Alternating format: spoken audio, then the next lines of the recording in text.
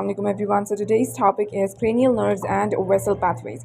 So we divide the brain into three fossas: anterior, middle, and posterior cranial fossas. So in the anterior cranial fossa, it is through the ethmoid bone, right? And there is only one thing, that is cribriform plate through which the nerve passes is cranial nerve number 1, which is olfactory nerve, right? Then is basically the middle cranial fossa, that is through the sphenoid bone. You can see this big sphenoid bone laterally. So this is the greater wing of sphenoids, right, just like a butterfly. So through this sphenoid bone there is this middle cranial fossa through which one, two, three, four, five things are there, foraminas or canals are there, right?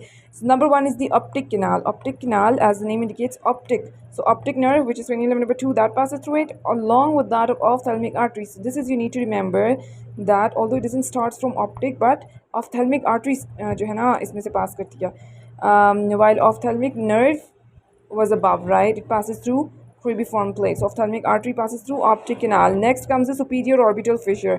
This big one, brown, right? This is a superior orbital fissure through which some of the important nerves passes, which is cranial nerve number 3, 4, and 6, right? 3, 4, and 6. They pass through the superior orbital fissure. Then comes foramen rotundum, ovale, and spinosum in the series. You need to remember from rotundum which thing passes V1. So trigeminal nerve has got three branches, right? V1, V2, V3. V1 is ophthalmic, then V2 is maxillary, and then V3 is mandibular. So you need to remember from here that through foramen rotundum passes the V1, then ovale में से V2, and then from spinosum V3. So this is very important MCQ. इनमें से एक MCQ तो आता ही आता है लाजमी, right? Middle meningeal artery also passes, right? तो ये आपको पता होना चाहिए चार चीज़ें. So ये ऊपर ophthalmic artery and middle meningeal artery, दो इसके MCQs हो गए. Then comes basically the posterior cranial fossa through the temporal or occipital bone, through which basically again four things are there. Four foraminas or canals are there. Number one is internal auditory meatus. This one. So from internal auditory meatus, which structures pass? So as we know that it's located within the ear, right? तो हमारे जो कान में से कौन कौन सा जा रहा है, ये एट्थ और ये वाला एट्थ और ये वाला सेवन्थ है, ठीक है? तो सेवन्थ हमारे पास कौन सा होता है, फेशियल नर्व होती है, and eighth one is the vestibulocochlear nerve. So these both passes through internal auditory meatus. Then comes the jugular foramen. So through the jugular foramen there is 9th, 10th, and 11th, and along with that jugular vein, right? Then जो 12 बच जाती है, that passes through, that is hypoglossal nerve, so that passes through hypoglossal canal. And then through the foramen magnum which structures passes, number 1 is the brain stem, then the spinal cord of cranial nerve number 11, and spinal root of cranial nerve number 11, which is accessory nerve, and the vestibular arteries, they also passes through the foramen magnum. Then basically comes the cranial nerves and arteries, right? Here are the cranial nerves and here are the arteries. So this is basically arteries and nerves all are seen on the single page. अच्छा, अब इसमें क्या होता है, cranial nerves में से जो मैं भी सारी आपको बता चुकी हूँ. अब यहाँ पे जो है ना वो बताया गया कि मीडियल कौन सी है, लैटरल, और अलग अलग किस में से गुजरी है. सबसे पहले हमारे पास मिड ब्रेन आता है, then pons, then medulla. So from the midbrain basically हमारे पास कौन कौन सी पास करती हैं. मिड ब्रेन में पहले भी एक बार पीछे बता चुकी थी कि इसमें से हमारे पास पास करती हैं 3, 4 and 5.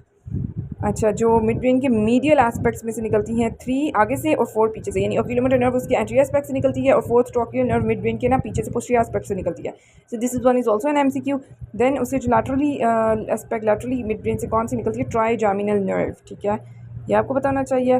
Then comes basically pons. Pons में क्या होता है, पॉन्स के मीडियली क्या निकलती है. सो पॉन्स के जो आपके पास मीडियली होती है वो क्रेनियल नर्व नंबर 6 निकलती है, ठीक हो गया, which is the abducent nerve, right. And then laterally इसमें से कौन सी निकलती है, 7 एंड 8, 6, 7, 8 इस तरह याद रखें, ठीक है. 7, 8 उसकी लैटरली निकलती हैं.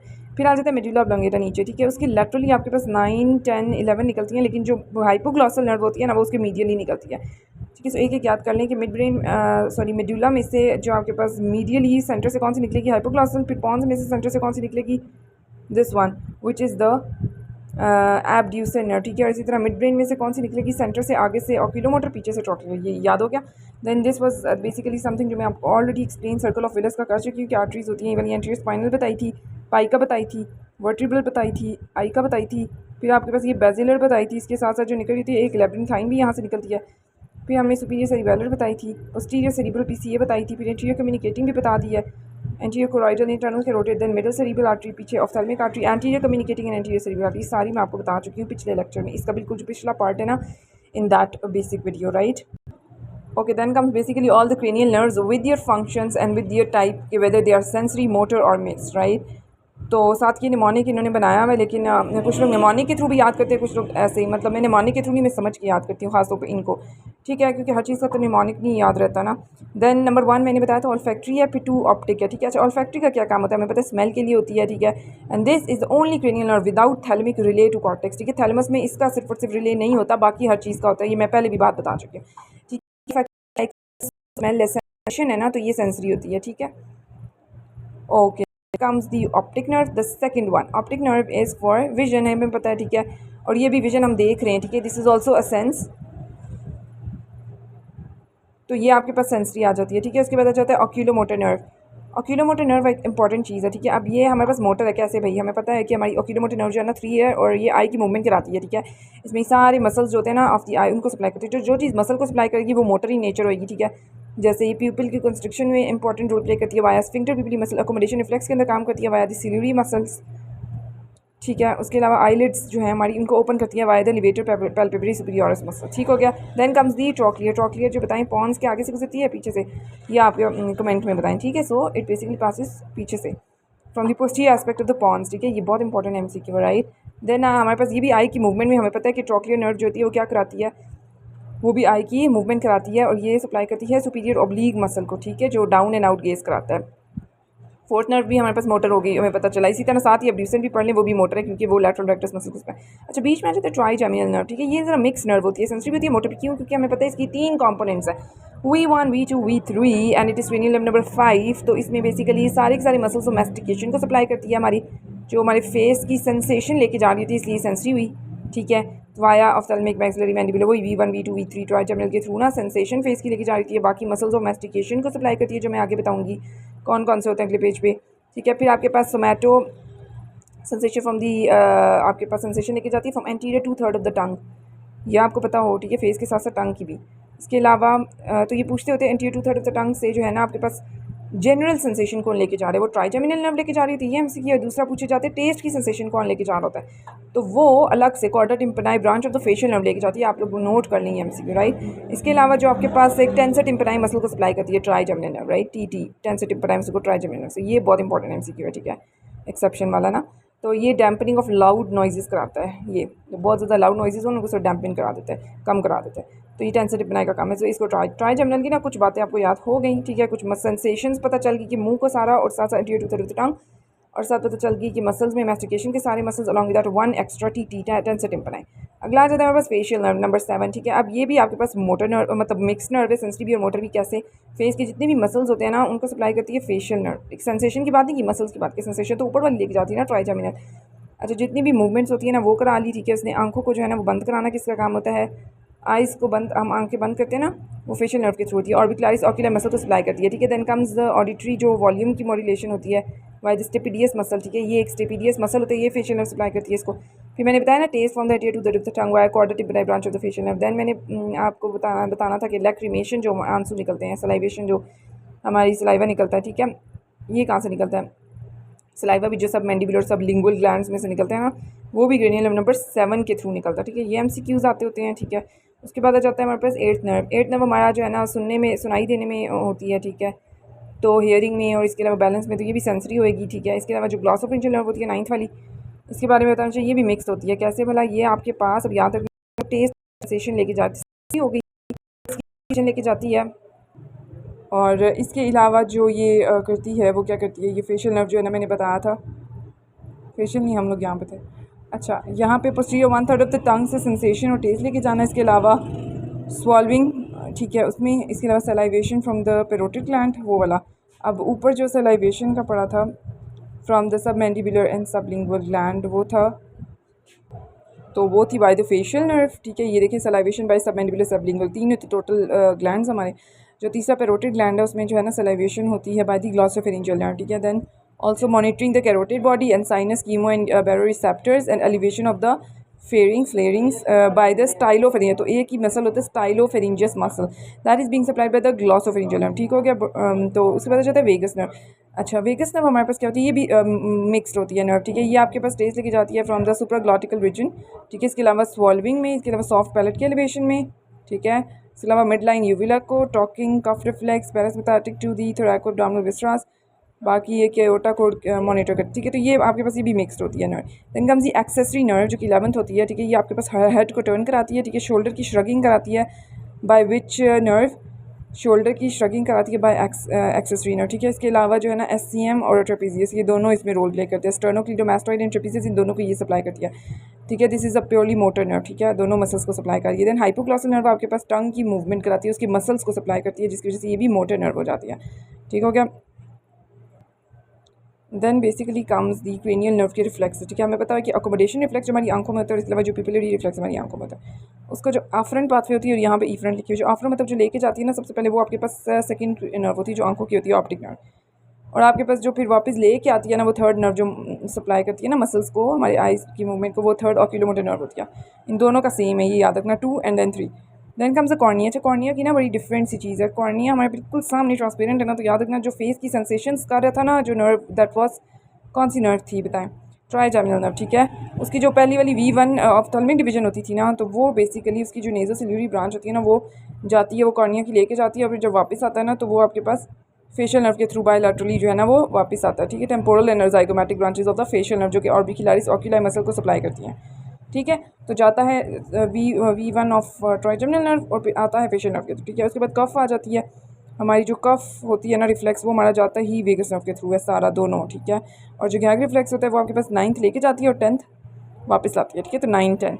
उसके बाद जो जॉ जर्क होती है, यानी आप किसी की जॉ पे जर्क करो ना, तो वहाँ पे आपके पास V3 यानी ट्राइजेमिनल की जो थर्ड V3 डिवीजन होती है ना, जो मैंडिबल के लेवल पे होती है, जॉ के करीब पड़ी होती है, वो सेंसरी लेके जा रही होती है फ्रॉम द मैसेटर मसल। और इसके अलावा जो जब वो वापस आती है ना, जो वापस आती है ना लेके, वो भी मैसेटर ही लेके आ रही होती है, उसकी मोटर ब्रांच, ठीक है।